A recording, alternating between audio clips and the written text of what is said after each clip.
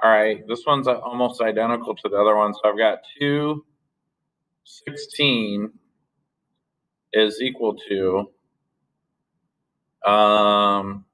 6 raised to the 4x plus 11.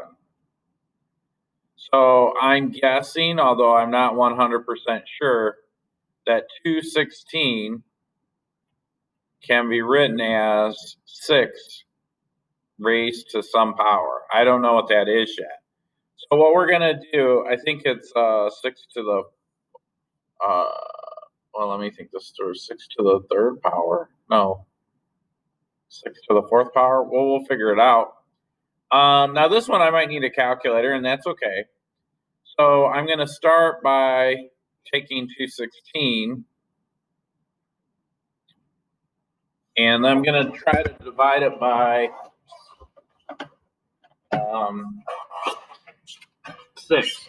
So I got my handy dandy calculator here. And so I'm going to say 216 divided by 6. 36 times. So 6 times 36 equals 216.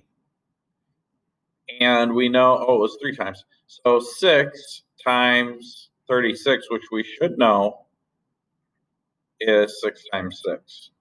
So this is actually 216 is equal to 6 to the third power. So then I'm just going to rewrite this as 6 to the third power is equal to 6 to the 4x plus 11. In other words, 3 has to equal 4x plus 11. So this is easy. Now from here, I'm just going to do regular old plain old algebra. So I'm going to subtract 11 from both sides. Remember, if you struggle a little bit with integers, I'm going to start at 1, 2, 3. And I'm going to go 11 spaces this way in the negative direction, right? This is negative, this is positive. So that's going to have me over here somewhere around -8, right?